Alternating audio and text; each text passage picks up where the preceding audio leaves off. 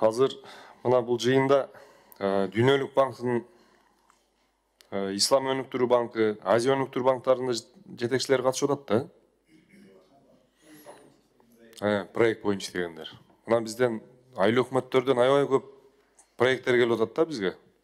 Ошол проекттерди мына министрдин балансында эмес, айыл өкмөттүн балансында турган ички жолдорго ошол проекттерди берсе болобу сиздерге? Жооп берсеңиздер. Ички жолдорго. Сіздер жооп берип койсоңуздар, Санжар Калкыч, жооп берип койсун. Ислам өнүктүрүү банк, Азия өнүктүрүү банктын өкүлдөрү айтып койсоңуздар шуну. Сурооңуз үчүн чоң рахмат. Ички жолдор жана айылдын ичиндеги жолдор боюнча биз Азия өнүктүрүү банкы менен, Дүйнөлүк банк менен башка донорлор менен буга чейин дагы көп сүйлөшүүлөрдү өткөргөнбүз. Азырынча ошол көпчүлүк жана айылдын ичиндеги жолдор жана Арис аркылуу ишке ашырылып атат да. Анан эгерде ошол жок болбой ошону айтсаңыз, айылдын ички жолдоруну ошол эл аралык проект менен курса болобу болбойбу? ооба, эгерде алар Минтранстын балансында биздин баланска өтсө, анда донорлор ошого карап беребиз дешкен да. Жок, сиз толук жооп берсеңиз мындай, Минтранс балансында болбосо, значит болбойт деп айтпайсызбы? Ооба. Ошентип айтпайсызбы? Демек, Минтранстын балансын өткөрүп берип туруп, анан долбоор даярдаш керек. Анда кандай болуп калат? Ошондой болобу? Ошондой болот. Ошол мына азыр дагы министрдин, финанс министринин орун басары да, Жибек Курманбековна. Ушул жерде да. Саламатсыздарбы да, отам. Бул жерде. Мына АТРдин алкагында азыр канча айыл өкмөт бар?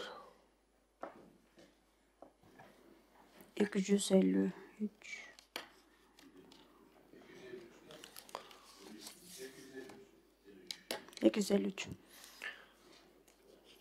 Ушул канчасы дотациядан чыккан? Мен андай информация жанында жок эле. Анда ушул боюнча бир кыскача маалымат берип койсоңуз, себеби мен айтайын дегеним, айыл өкмөттөрдүн бүгүнкү күндө 200гө жакыны дотацияда отурат да. Демек, өздөрүн камсыздай албайт да.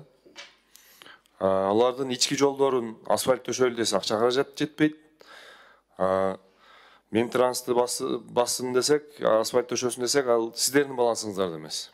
Ушинтип көп айыл өкмөттөрдүн дотацияда отурган. Ички жолдор асфальт төшөлбөй калып атат да. Ушул айыл өкмөттөргө мына финанс министринин орун басары айтсаңыз, ички жолдорго да акча бөлүнүп атабы? Дотацияда отурган айыл өкмөттөргө.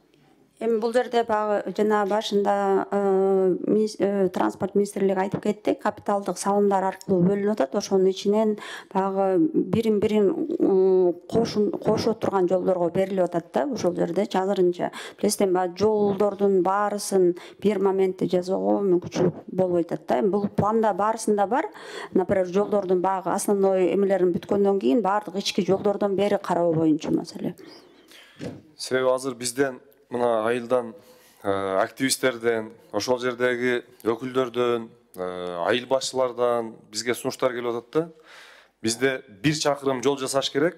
1 чакырым жолго где-то 7-8 миллион тегерен акча кетет экен да, айылдын ичиндечи. Ошонун биз өзүбүз 5 миллион акча чогулттук, же 4 миллион акча чогулттук. Ушул айыл өкмөттөн дагы же ушул жанагы капитал салымдардан да жардам болсо деп суранып атышат да. Ушул акча каражатын бөлүп бере алабызбы? Билесиз да, бул жерде баягы демилгечүү стим грант деп коет, ошол менен караса болот да. Ал жерде азыр баягы суммасын дагы 5 миллионго чейин көтөрүү боюнча өзгөртүү киргизүүгө даярдап азыр кабинет министрликке кирип атат. Ошо менен да караса болот да бул жердечи. Демек, стим грант менен да берсек болот анда. Берсек болот, ошол ички жолдорго айрыкча ошол жерден карасак болот. Рахмат чоң.